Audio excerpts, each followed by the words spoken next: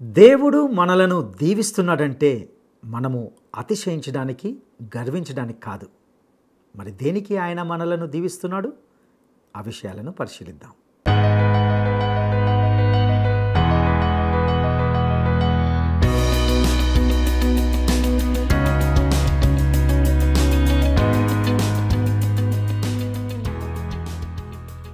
క్రీస్తునందు ప్రియమైన ప్రేమధార టీవీ వీక్షకులందరికీ మన ప్రభువును రక్షకుడైన యేసు క్రీస్తు అత్యున్నతమైన నామంలో ప్రేమధార టీవీ వీక్షకులందరికీ శుభములు తెలియజేస్తున్నాం. నేటి మన ధ్యాన భాగంగా మొదటి దినవృత్తాంతముల గ్రంథము 14, 15 అధ్యాయాలను ధ్యానించుకోబోతున్నాం. 14వ అధ్యాయంలో దావీదు యొక్క రాజ్య స్థాపనను గురించి తెలుసుకుంటాం. మరియు అదేవిధంగా అతని కుటుంబం యొక్క పెరుగుదల, అభివృద్ధిని చూస్తాం. మరియు దావీదు అతని విరోధులపై కలిగి ఉన్న విజయాలను గమనిస్తాం. దావీదుకు అందించబడిన ఉన్నతమైన కీర్తికి ప్రతీకగా మరియు ప్రాతినిధ్యంగా దావీదు యొక్క ప్రఖ్యాతిని పరిశీలిద్దాం. ఇక 15వ అధ్యాయంలో దావీదు దేవుని మందసం కొరకు ఒక ప్రత్యేకమైన స్థలాన్ని సిద్ధపరిచి దేవుని సేవ చేయుటకు లేవీలను సిద్ధపరిచిన సన్నాహాలను ఇందులో గమనిస్తాం. ముఖ్యంగా దావీదు దేవుణ్ణి ఆరాధించే విషయంలో కనపరిచిన శ్రద్ధ, విశేషాలను ఈ అధ్యాయంలో చూస్తాం. ఇక సందేశాన్ని వినడానికి మనము సిద్ధపడదామా? ఈ రోజున మనం మొదటి దినవృత్తాంతాలు 14వ అధ్యాయం వినబోతున్నాము. మొదటి వచనం. తూరు రాజైన హీరాము దావీదు వద్దకు దూతలను అతనికి ఒక ఇల్లు కట్టడానికి దేవదారు మ్రానులను, కాసి పనివారిని, వడ్రంగులను పంపాడు. ఆ తరువాత కలప పంపటమే కాదు, సొలొమోనుకు కావలసినంత మంది పనివారిని కూడా పంపాడు. దావీదు గ్రహించాడు, తన జనులైన ఇశ్రాయేలు నిమిత్తం యెహోవా తన రాజ్యాన్ని ఉన్నత స్థితిలోకి తెచ్చాడు. దేవుడు తనను ఇశ్రాయేలు మీద రాజుగా స్థిరపరిచాడు. దేవుడు దావీదుకు విజయం ప్రసాదించాడు. అందువల్ల దేవునికే మహిమ. దేవుడు దావీదును ఎందుకు ఆశీర్వదించాడు? దేవుని ప్రజల క్షేమాభివృద్ధి కోసం. ప్రియ శ్రోతలారా, మనము కూడా ఒక విషయం మర్చిపోకూడదు. దేవుడు మనల్ని దీవిస్తున్నాడంటే మనం అతిశయించటానికి కాదు, గర్వించటానికి కాదు, దేవుణ్ణి మహిమపరచటానికి. దేవుడు తన కృపచేత మనకెన్నో దీవెనలిస్తాడు. దాన్ని బట్టి ఇతరులకు మనం ఆశీర్వాదమై ఉండాలి. మనల్ని బట్టి ఇతరులు బాగుపడాలి.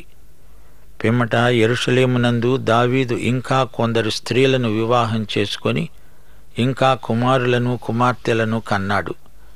మధ్యప్రాచ్య దేశాలలో రాజులు ఆ రోజుల్లో ఇలాగే చేసేవారు. భార్యలను, ఉపపత్నులను చాలామందిని సమకూర్చుకునేవారు. కానీ అది దేవునికి బొత్తిగా ఇష్టం లేదు. ఆదికాండం 2వ అధ్యాయం 24వ వచనాన్ని దేవుడు ఎన్నడూ రద్దు చేయలేదు. పురుషుడు తన తల్లిని, తండ్రిని విడిచి తన భార్యను హత్తుకుంటాడు. వారు ఏకశరీరమై ఉంటారు. దేవుడు ఆదాము నుండి ఒకే ప్రక్కటెముకను తీశాడు. 2 కాదు, 3 కాదు.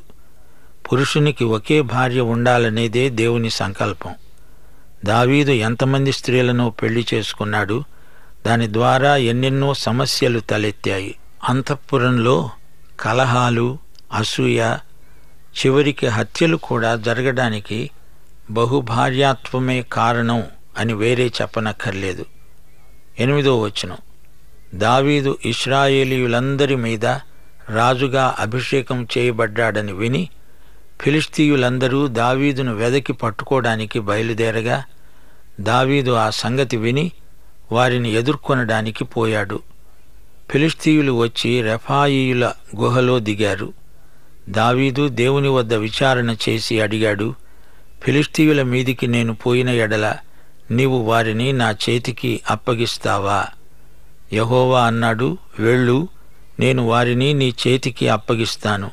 వారు బయల్ పెరాజీముకు వచ్చినప్పుడు దావీదు వారిని అక్కడ హతం చేశాడు.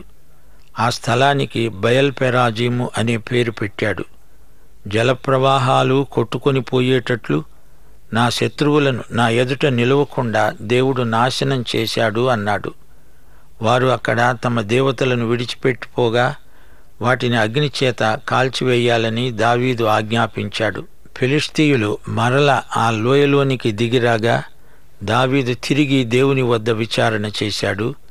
అందుకు దేవుడన్నాడు, నీవు వారిని తరుముకొని పోక వారిని తప్పించుకొని చుట్టూ తిరిగి కంబళి చెట్లకు ఎదురుగా నిలిచి కంబళి చెట్ల కొనలయందు కాళ్ల చప్పుడు నీకు వినపడినప్పుడు వారితో యుద్ధం కలపటానికి బయలుదేరి వారి మీద పడు. ఆ చప్పుడు వినబడినప్పుడు ఫిలిష్తీయుల దండును హతం చేయడానికి దేవుడు నీకు ముందుగా బయలువెళ్లి ఉన్నాడని తెలుసుకో. అప్పుడు దావీదు దేవుడు తనకు సెలవిచ్చిన ప్రకారమే చేశాడు. ఇశ్రాయేలీయులు ఫిలిష్తీయుల సైన్యాన్ని గిబియోను మొదలుకొని గాజరు వరకు తరిమి హతం చేశారు. కాబట్టి దావీదు కీర్తి ఇశ్రాయేలు ప్రదేశములందంతటా ప్రసిద్ధి అయింది. యెహోవా తన భయము అన్యజనులకందరికీ కలుగచేశాడు. దావీదు యుద్ధానికి వెళ్లకముందు దేవుణ్ణి సంప్రదిస్తున్నాడు. దేవుని సన్నిధిని, దేవుని నడుపుదలను కోరుతున్నాడు. కష్టం వచ్చినప్పుడు దేవుని దగ్గర ఏడ్చే కంటే ముందుగానే దేవుని దగ్గరకు వస్తే ఆ కష్టం రానే రాదు. దేవుని వద్దకు ఎట్టి పరిస్థితిలోనైనా వెళ్ళాలి. దావీదు చూడండి, యుద్ధంలోకి వెళ్లకముందు దేవుని ఆలోచన కోసం కనిపెట్టాడు. ఆ విధంగా మనము చేస్తే ఎన్నో కష్టాలు తప్పించుకోగలం. 12వ వచనంలో వారు తమ దేవతా విగ్రహాలను విడిచిపెట్టారు. వాటిని పూర్తిగా తొలగించడానికి దావీదు ఆజ్ఞ ఇచ్చాడు. ద్వితీయోపదేశకాండం 7వ అధ్యాయం 5వ వచనం ప్రకారమే దావీదు చేశాడు. వారి బలిపీఠాలను పడద్రోయండి, వారి విగ్రహాలను పగులగొట్టండి, వారి దేవతా స్తంభాలను నరికివేయండి, వారి ప్రతిమలను అగ్నితో కాల్చండి. దావీదు తరువాత వచ్చిన రాజులలో అనేకులు ఇలా చేయలేకపోయారు. అది వారి బలహీనత. విగ్రహాలను కనపడకుండా చేశారు. గతం తాలూకు జ్ఞాపకాలు కొన్ని మంచివి కావు. నీ ఆశీర్వాదాలను దొంగిలించే జ్ఞాపకాలను పూర్తిగా తుడిచివేసుకోవడం మంచిది. ప్రభువును పూర్ణ మనస్సుతో వెంబడించాలి. దేవుడు మనల్ని నడిపిస్తున్నప్పుడు పరిస్థితులు ఎన్నో మారిపోతూ ఉంటాయి. వాటిని గురించి కంగారు పడనక్కర్లేదు. దావీదు, హీరాము మంచి స్నేహితులు. దావీదు ఇల్లు కట్టుకుంటానంటే హీరాము ఎంతో సహాయం చేశాడు. ఫిలిష్తీయులు దావీదును పట్టుకోవాలని ప్రయత్నం చేశారు, కానీ దేవుడు దావీదును కాపాడాడు. యుద్ధంలో ఏ విధంగా శత్రువులను జయించాలో దేవుడే ఉపదేశించాడు. ఫిలిష్తీయులు కంబళి చెట్ల వైపుకు నడిచారు. ఇశ్రాయేలీయులు తప్పించుకున్నారు. కొందరు దేవుణ్ణి విశ్వసించరు, శోధిస్తారు. విశ్వాసం అంటే దేవుణ్ణి శోధించడం కాదు, దేవుని చిత్తానికి లోబడడం. దేవుడు చెప్పనిది చేసి దేవా సహాయం చెయ్యి అంటే అది విశ్వాసం కాదు, దేవుణ్ణి శోధించటమే అవుతుంది. దావీదు దేవుణ్ణి సంప్రదించి యుద్ధంలో ప్రవేశించాడు. దావీదు తన దేవుణ్ణి ఎన్నడూ మర్చిపోలేదు. దేవుడే తనను హెచ్చించాడు. దేవుని దృష్టిలో ఏది ముఖ్యమో మనం నేర్చుకోవాలి. దేవుని దృష్టిలో ఏది ముఖ్యమో అదే మనకు ముఖ్యమనిపించాలి. దేవుని గుడారంలో మందసం చాలా ముఖ్యమైనది. దానిపైన కరుణాపీఠం ఉన్నది. అక్కడే దేవుడు తన ప్రజలను కలుసుకుంటాడు. 1 యోహాను 2వ అధ్యాయం 1-2 వచనాలు. నా చిన్న పిల్లలారా, మీరు పాపము చేయకుండుటకై ఈ సంగతులను మీకు రాస్తున్నాను. ఎవడైనా పాపము చేసిన ఎడల యేసుక్రీస్తు అనే ఉత్తరవాది తండ్రి వద్ద మనకున్నాడు. ఆయనే మన పాపములకు శాంతికరమై ఉన్నాడు. మన పాపములకు మాత్రమే కాదు, సర్వలోకమునకు శాంతికరమై ఉన్నాడు. యేసుక్రీస్తే మనకు కరుణాపీఠం. దావీదు మందసాన్ని యెరూషలేముకు తేవాలనుకున్నాడు, కాని తేవలసిన రీతిగా తేలేదు. రోమా 10వ అధ్యాయం 17వ వచనం. వినుట వలన విశ్వాసం కలుగుతుంది. వినటం క్రీస్తును గూర్చిన మాట వల్ల కలుగుతుంది. మనము దేవుని వాక్యాన్ని ప్రకటించాలి. ప్రజలు వినాలి. బోధకులు వెళ్ళి బోధించాలి. ప్రజలు విని విశ్వాసాన్ని పెంపొందించుకోవాలి. 1 కొరింథీ 1వ అధ్యాయం 18వ వచనం. సిలువను గూర్చిన వార్త నశించే వారికి వెర్రితనము గాని రక్షించబడుతున్న మనకు దేవుని శక్తి. దేవుని బిడ్డలు ఈ విషయమై శ్రద్ధాసక్తులు గలవారై ఉండాలి. ఏది చేసినా దేవుని పద్ధతిలోనే చెయ్యాలి. మందసాన్ని కదిలించాలి, వాక్యం ప్రకటించాలి, సువార్త భూదిగంతాల వరకు వెళ్ళాలి. ఎంతటి వాడను నేను యేసయ్యా, కొంతైనా యోగ్యుడను కానయ్యా. ఎంతటి వాడను నేను యేసయ్యా, కొంతైనా యోగ్యుడను కానయ్యా. ఇంతగా నన్ను హెచ్చించుటకు, ఈ స్థితిలో నన్నుంచుటకు, ఇంతగా నన్ను హెచ్చించుటకు, ఈ స్థితిలో నన్నుంచుటకు. ఎంతటి వాడను నేను యేసయ్యా, కొంతైన యోగ్యుడను కానయ్యా.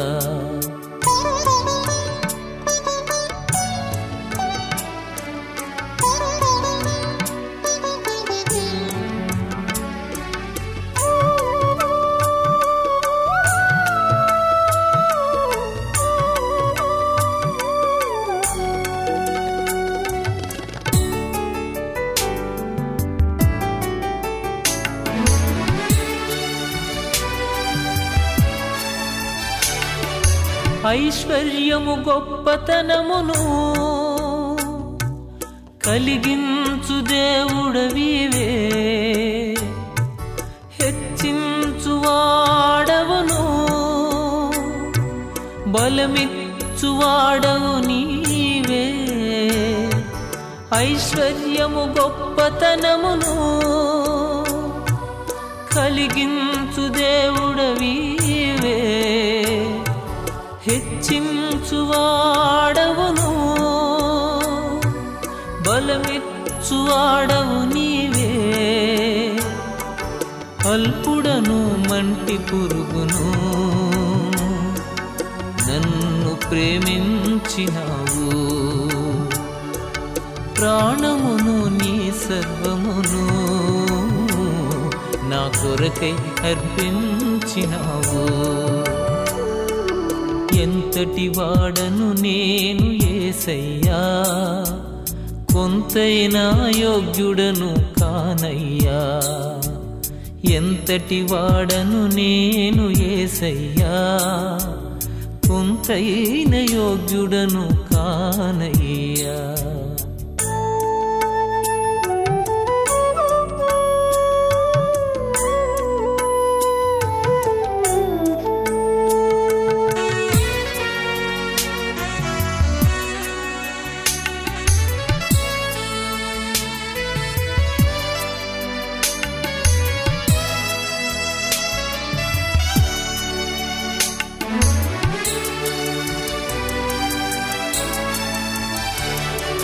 నిన్ను వెంబడించు వారిని, నిజముగా సేవించు వారిని, నీ ఉండే స్థలములలో నిలిచే నీ సేవకుని. నిన్ను వెంబడించు వారిని, నిజముగా సేవించు వారిని, నీ ఉండే స్థలములలో నిలిచే నీ సేవకుని. ఎంతో ఘనపరచెదవు,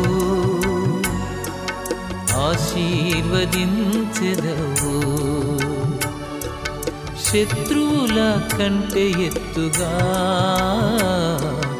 అతని తలను పైకెత్తెదవు. ఎంతటి వాడను నేను యేసయ్యా, కొంతైనా యోగ్యుడను కానయ్యా. ఎంతటి వాడను నేను యేసయ్యా, కొంతైన యోగ్యుడను కానయ్యా.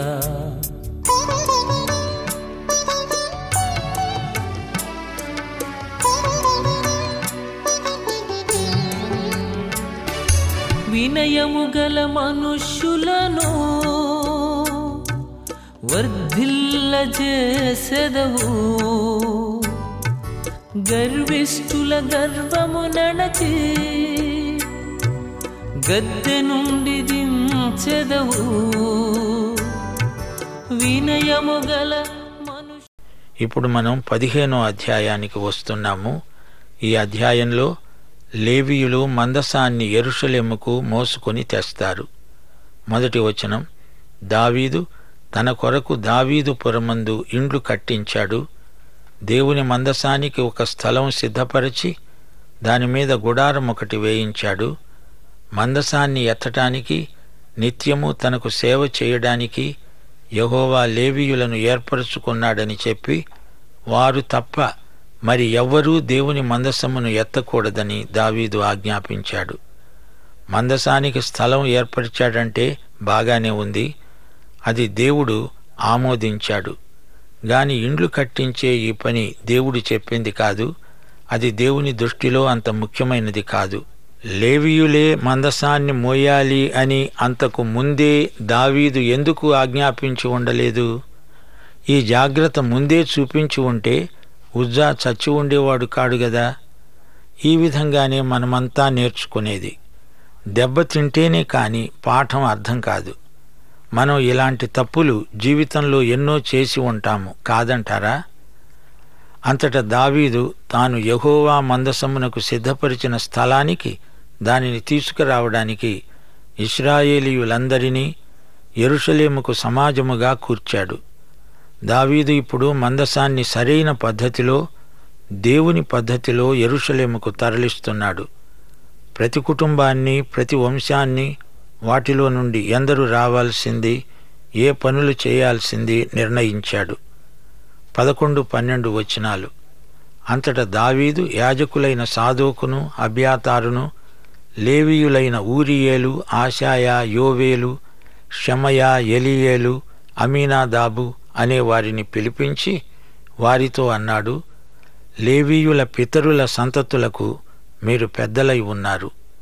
ఇంతకు ముందు మీరు ఇశ్రాయేలీయుల దేవుడైన యెహోవా మందసాన్ని మోయకపోవటం చేత మనము మన దేవుడైన యెహోవా వద్ద విధిని బట్టి విచారణ చేయకపోవటం చేత ఆయన మనలో నాశనము కలుగజేశాడు.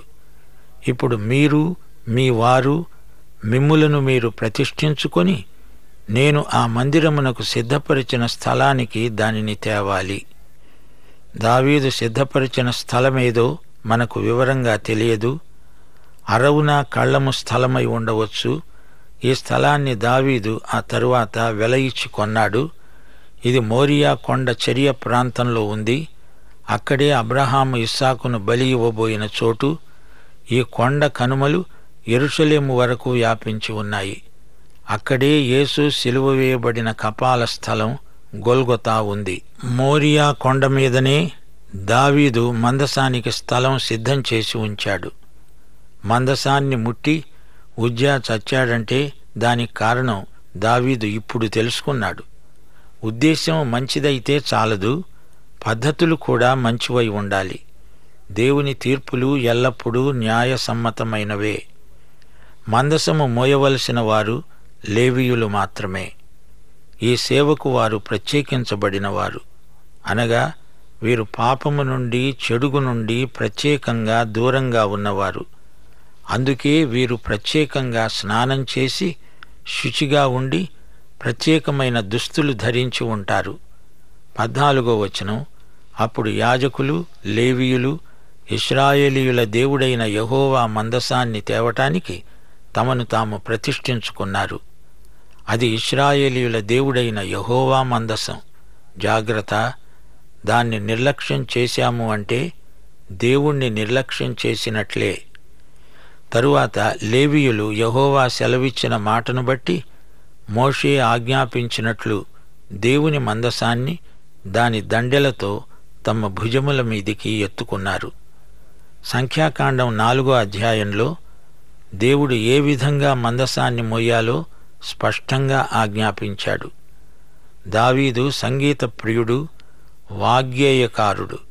అందుచేత ఈ ఊరేగింపులో సంగీత నాదాలు ప్రత్యేక ఆకర్షణ. అంతటా దావీదు లేవీయ అధిపతులకు ఆజ్ఞాపించాడు, మీరు మీ బంధువులైన గాయకులను పిలిచి స్వరమండలములు, సితారాలు, తాళములు లోనగు వాద్య విశేషాలతో గంభీర ధ్వని చేస్తూ సంతోషముతో స్వరములెత్తి పాడేటట్లు ఏర్పాటు చేయండి. మందసం యెరూషలేముకు తరలి వస్తున్నది. అదొక గొప్ప ఊరేగింపు.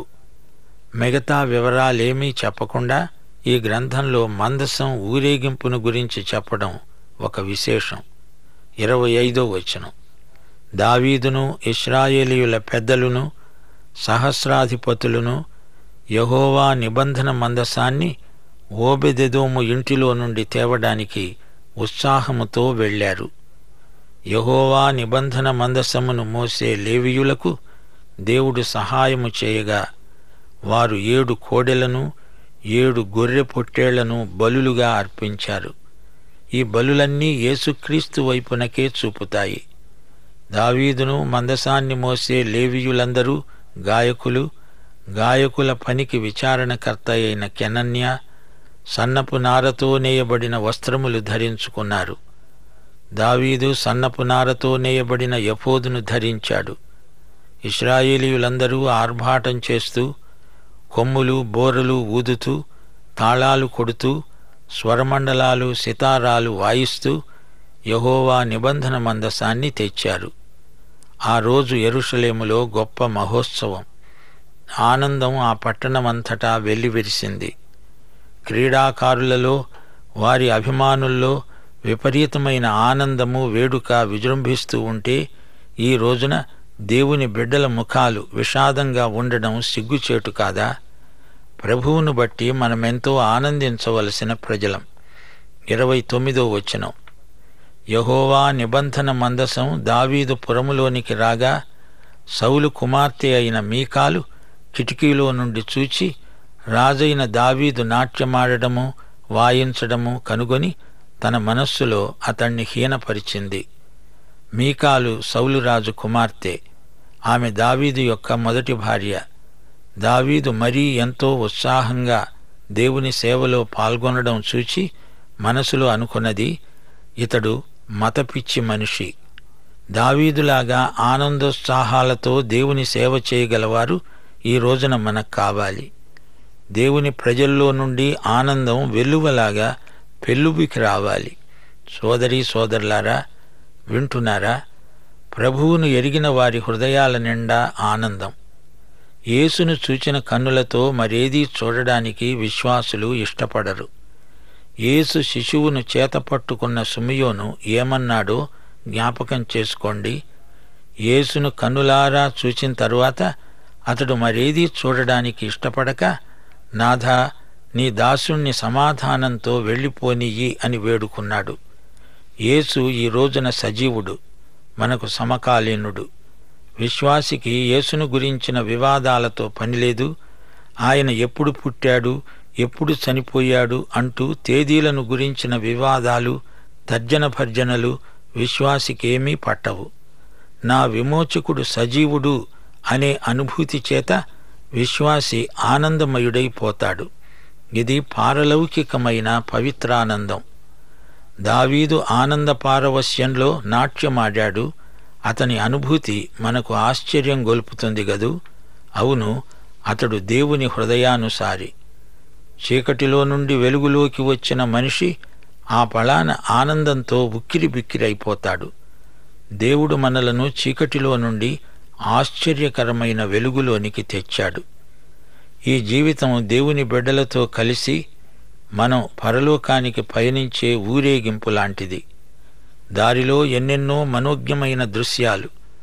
దేవుని భవిష్యజ్ఞానం ఎత్తైన కొండ, దేవుని సంకల్పం అందమైన మహాసముద్రం, దేవుని వాగ్దానాలు స్ఫటికములు, దేవుని ప్రత్యక్షతలే అందమైన పచ్చని పొలాలు, దేవుని పట్టణాన్ని సంతోషపరిచే జీవనది.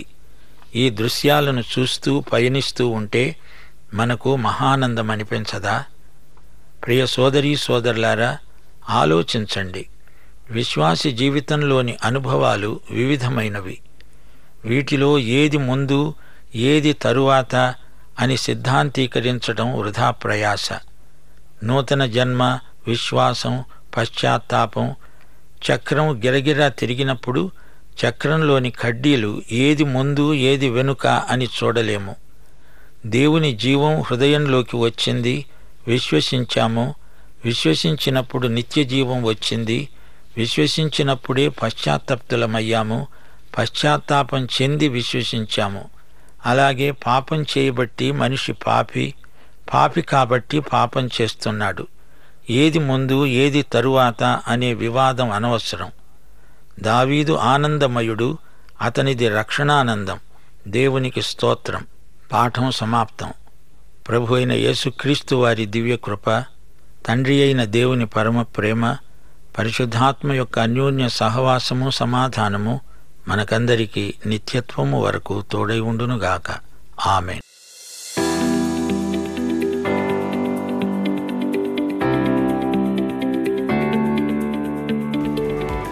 దావీదు ఫిలిష్తీయులను హతము చేసిన స్థలము పేరేమిటి? దావీదు ఫిలిష్తీయులను హతము చేసిన స్థలము పేరేమిటి? 1 బయల్జబూలు, 2 బయలు ఫెరెస్, 3 బయల్ఫెరాజిము. ఈ ప్రశ్నకు సరైన జవాబును ఈ వాట్సాప్ నంబర్కు పంపండి. మా వాట్సాప్ నంబర్ 9399952570. ప్రియులారా, ఇంతవరకు మనము మొదటి దినవృత్తాంతముల గ్రంథము 14-15 అధ్యాయాల నుండి ఎన్నో శ్రేష్టమైన విషయాలను తెలుసుకుని ఉన్నాం. దేవుడు దావీదును ఏర్పరచుకున్నాడు. అదేవిధంగా అతనికి విజయాన్ని అందించాడు. అందువల్ల దేవునికే మహిమ. దేవుడు మనలను దీవిస్తున్నాడంటే మనము అతిశయించడానికి, గర్వించడానికి కాదు, కేవలము దేవుణ్ణి మహిమపరచడానికే. దేవుడు తన కృపచేత మనకెన్నో దీవెనలను ఇస్తాడు. దాన్ని బట్టి ఇతరులకు మనము ఆశీర్వాదకరమై ఉండాలి. మనలను బట్టి ఇతరులు కూడా బాగుపడాలి. దావీదు జీవితంలో నుండి మనము నేర్చుకోదగిన మరొక పాఠం ఏమిటంటే, బహుభార్యత్వం అంటే దేవునికి బొత్తిగా ఇష్టం లేదు. అది దేవుని చిత్తం కూడా కాదు. దావీదు యొక్క బహుభార్యత్వము అతనికి ఎన్నో సమస్యలను తెచ్చిపెట్టింది. కాబట్టి ఈ విషయంలో ఎంతో జాగ్రత్తగా ఉండాలి. దావీదు యుద్ధానికి వెళ్ళకముందు దేవుణ్ణి సంప్రదించాడు. దేవుని సన్నిధిని, దేవుని నడుపుదలను కోరాడు. కష్టం వచ్చాక దేవుని దగ్గర ఏడ్చే కంటే ముందుగానే దేవుని దగ్గరికి వస్తే అసలు సమస్య ఉండదు. దావీదు దేవుని మీద ఆధారపడుతూ వచ్చాడు. యుద్ధంలో ఏ విధంగా శత్రువులను జయించాలో దేవుడే దావీదుకు ఉపదేశించాడు. విశ్వాసం అంటే దేవుని శోధించడం కాదు, దేవుని చిత్తానికి లోబడడం. దేవుడు చెప్పనిది చేసి దేవుని సహాయాన్ని కోరడం విశ్వాసం కానే కాదు. దావీదు దేవుణ్ణి ఎక్కడ మర్చిపోలేదు. దేవుని గుడారంలో మందసము చాలా ముఖ్యమైనది. ఆ మందసాన్ని ముందుగా దావీదు దేవుని పద్ధతిలో తీసుకురాలేదు గనుక గొప్ప చేదైన అనుభవాన్ని చూశాడు. ఆ తర్వాత పాఠం నేర్చుకొని దేవుని పద్ధతిని పాటించాడు. ఉద్దేశం మంచిదైతే సరిపోదు, పద్ధతులు కూడా మంచివై ఉండాలి. దేవుని మందసాన్ని నిర్లక్ష్యం చేశామంటే అర్థం మనము దేవుని నిర్లక్ష్యం చేశామని అర్థం. కాబట్టి ప్రియ సహోదరుడా, సహోదరి, ఈ సత్యాలన్నిటినీ మనము మన జీవితాలకు అన్వయించుకోవాలి. అట్టి కృప దేవుడు మనకు దయచేయనుగాక. దైవాశీస్సులు. ఈ కార్యక్రమం మీకు నచ్చిందా? అయితే వెంటనే మిస్డ్ కాల్ ఇవ్వండి. బహుమతి పొందే విజేత మీరే కావచ్చు.